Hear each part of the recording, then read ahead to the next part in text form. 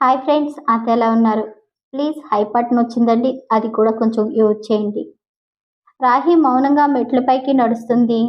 కానీ ఆమె మనసులో మాత్రం ఎన్నో ఆలోచనలు తిరుగుతున్నాయి. రాహి, నువ్వు చిన్నపిల్లవి కాదు అని తనలో తానే అనుకుంది. ఈ పెళ్లి చేసుకోవాలని నిర్ణయం తీసుకున్నప్పుడు ఎలాంటి సమస్యలు వస్తాయో నీకు ముందే తెలుసు.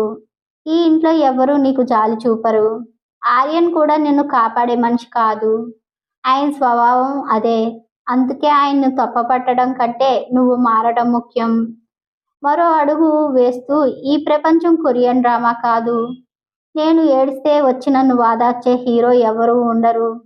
ఇక్కడ నా కోసం నేనే పోరాడాలి. గౌరవం అడిగితే ఎవ్వరూ ఇవ్వరు.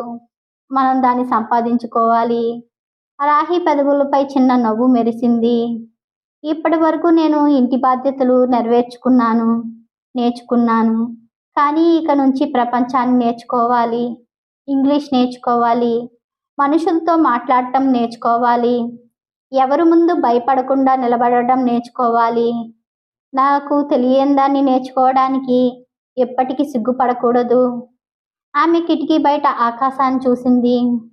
ఒకరోజు ఇదే దేవు కుటుంబం రాహికి ఏమీ రాదు కాదు. రాహి లేకపోతే ఈ ఇంటికి వెలుగు లేదని చెప్పే రోజు రావాలి. నేను ఎవరి జోలిలోకి వెళ్ళను. నా కష్టంతో నా గౌరవాన్ని సంపాదించుకుంటాను. ఆ ఆలోచనలతో ఆమె కళ్ళల్లో భయం క్రమంగా మాయమయ్యింది. దాని స్థానంలో ఒక కొత్త ఆత్మవిశ్వాసం పుట్టింది. ఇప్పటి నుంచి ప్రతి అవమానాన్ని నేను ఎదిరిస్తాను. నన్ను నేను బలంగా మలుచుకుంటాను. రాహి గదిలో ఒంటరిగా కూర్చుని ఆలోచిస్తుంది. తనకి పూర్తిగా ఇంగ్లీషు రాకు కాదు. ఫోన్లో నెట్ కూడా వాడగలదు. చిన్న చిన్న ఇంగ్లీష్ పదాలు చదవగలదు. కానీ నలుగురి ముందు ధైర్యంగా ఇంగ్లీష్ మాట్లాడలేదు. అదే తన బలహీనత అని మనసులో అనుకుంది. ఆ రోజు అనుపమ, మోక్ష తనను అవమానించిన మాటలు మళ్ళీ గుర్తొచ్చాయి. ఇంగ్లీష్ రాదని తనని చిన్నచూపు చూశారు. ఇక అవకాశం ఎవ్వరికీ ఇవ్వకూడదని గట్టిగా నిర్ణయించుకుంది. మరుసటి రోజు నుంచి ట్యూషన్ ప్రారంభమైంది. నీకు బేసిక్స్ అన్నీ తెలుసు రాహి. నీకు కావలసింది గ్రామర్ కాదు, కాన్ఫిడెన్స్ అని టీచర్ నవ్వుతూ చెప్పింది. రాహి ఆశ్చర్యంగా చూసింది. ఈ రోజు నుంచి ఇంగ్లీష్ మాట్లాడటం ప్రాక్టీస్ చేస్తే తప్పు వస్తే భయపడకు. తప్పులు చేస్తేనే మనం నేర్చుకోగలము. ఏ మాట మాట్లాడినా నువ్వు ఇంగ్లీష్లోనే మాట్లాడు అని చెప్పింది. అది దేవు కుటుంబం ముందు. నేను తడబడకుండా ఇంగ్లీష్ మాట్లాడతాను అని మనసులో గట్టిగా రాహి నిర్ణయం తీసుకుంది. రాహి మొదటి రోజు స్పోకెన్ ఇంగ్లీష్ క్లాస్ కూర్చుంది. సుమిత్ర టీచర్ నవ్వింది. తప్పైనా ఇంగ్లీష్లోనే మాట్లాడు రాహి. భయంగా నవ్వింది Rahi. I will try madam అని తడబడుతూ చెప్పింది. టీచర్ వెంటనే చప్పట్లు కొట్టింది. వెరీ గుడ్, ఇదే మొదటి అడుగు అని. అదే సమయంలో హాల్లో దూరం నుంచి అనుపమ, మోక్ష ఇద్దరు గమనిస్తున్నారు. ఇద్దరు వెటకారంగా నవ్వుకున్నారు. అక్క ఇప్పుడు ఇంగ్లీష్ కూడా నేర్చుకుంటుందట అని మోక్ష నవ్వింది. 1 నెలలో ఆక్స్ఫర్డ్ ప్రొఫెసర్ అయిపోతుందేమో. ఇద్దరు ఉద్దేశపూర్వకంగా గట్టిగా నవ్వారు. రాహి తల వంచలేదు. మొదటిసారి వాళ్ళ మాటలు విన్నట్లుగా క్లాస్పై దృష్టి పెట్టింది. టీచర్ ఒక పుస్తకం తెరిచి ఇంట్రడ్యూస్ యువర్ సెల్ఫ్ అంది. రాహి చేతులు చెమటలు పట్టాయి. అయినా ధైర్యం చేసి నెమ్మదిగా చెప్పడం ప్రారంభించింది. My name is Rahi. ఆమె గొంతులో వణుకు. I have 2 Sons. మాటలు తడబడుతున్నాయి. అయినా ఆగలేదు. టీచర్ నవ్వుతో వెరీ గుడ్, డోంట్ స్టాప్ అంది. మెట్లపై దిగుతున్న ఆర్యన్ ఆ మాటలు విన్నాడు. అతను ఆగి రాహి వైపు చూశాడు. నిన్న అవమానంతో ఏడ్చిన అదే అమ్మాయి ఈరోజు భయాన్ని మింగేసి నేర్చుకోవడానికి ప్రయత్నిస్తుంది. అతని కళ్ళల్లో క్షణం పాటు గౌరవం మెరిసింది. కానీ ఎప్పటిలాగే ఏమీ చెప్పకుండా వెళ్ళిపోయాడు. క్లాస్ అయిపోయాక రాహి తన నోట్బుక్లో గట్టిగా హత్తుకుంది. ఈరోజు ఇదే హాల్లో, ఇదే వాళ్ళ ముందు నేను తడబడకుండా ఇంగ్లీష్ మాట్లాడతాను.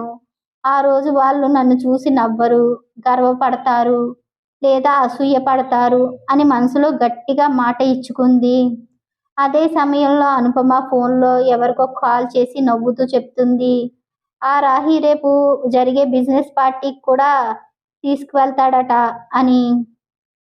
రాహి దేవ్ లోకి వచ్చినప్పటి నుంచి 10 రోజులు గడిచాయి.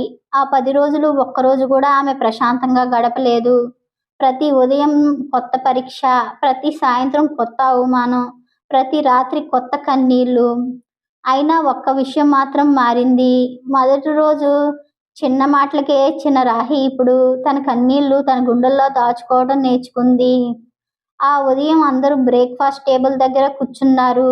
అనుపమ నవ్వుతూ, తాతయ్య, దేవ్ మెన్షన్లో ఉండేవాళ్ళు కొన్ని రూల్స్ ఉన్నాయి అంది. కానీ కొందరికి అవి కూడా తెలీదు అంది. రవీంద్రవర్మ ప్రశాంతంగా అడిగాడు, ఏం రూల్స్ తల్లి అని. మోక్ష వెంటనే లేచి ఒక ఫైల్ తీసుకొచ్చి, ఇవే దేవ్ కుటుంబం నియమాలు అంటూ రాహి ముందుంచింది. రాహి మెల్లగా ఫైల్ తెరిచింది. మొదటి పేజీ పెద్ద అక్షరాలతో రాసి ఉంది, ఈ ఇంట్లో గౌరవం కావాలంటే ముందు నువ్వు అర్హత సంపాదించాలి అని. రెండో పేజీలో ప్రతి ఉదయం 5 గంటలకే లేవాలి. మూడో పేజీ ప్రతి కుటుంబ సభ్యున్ని పలకరించాలి. 4వ పేజీ ప్రతిరోజు ఒక కొత్త విషయాన్ని నేర్చుకోవాలి. 5వ పేజీ ఓడిపోవచ్చు కానీ సాకులు చెప్పకూడదు. రాహి ఆ పేజీలు చూస్తూ నిశ్శబ్దంగా ఉండిపోయింది. అనుపమ పెదవి విరిచింది. ఇవి చదవటమే ఆమెకు కష్టం, పాటించటం ఎలా సాధ్యమవుతుంది అంది. అందరూ రాహి సమాధానం కోసం ఎదురు చూశారు. ఆమె నెమ్మదిగా ఫైల్ మూసి 2 చేతులతో గుండెకు హత్తుకుంది. నేను ప్రయత్నిస్తాను అని మెల్లగా అంది. వెంటనే ఆర్యన్ చల్లగా మాట్లాడాడు, ప్రయత్నిస్తే సరిపోదు, ఈ ఇంట్లో ఫలితం మాత్రం కనిపిస్తుంది. ఆ మాటలతో రాహి తల వంచుకుంది. కానీ ఈసారి ఆమె కళ్ళల్లో నీళ్లు లేవు. ఆ రోజు మధ్యాహ్నం ఆర్యన్ తన ఆఫీస్కి వెళ్లే ముందు ఒక ఫైల్ రాహి చేతిలో పెట్టాడు. సాయంత్రం ఇందులో ఉన్న అతిథుల పేర్లు గుర్తుంచుకో, చిన్న వివరాలు కూడా గుర్తుపెట్టుకో అని చెప్పి వెళ్ళిపోయాడు. రాహి ఫైల్ తెరిచింది. మొత్తం ఇంగ్లీష్ ఫారెన్ లాంగ్వేజ్లో ఉంది.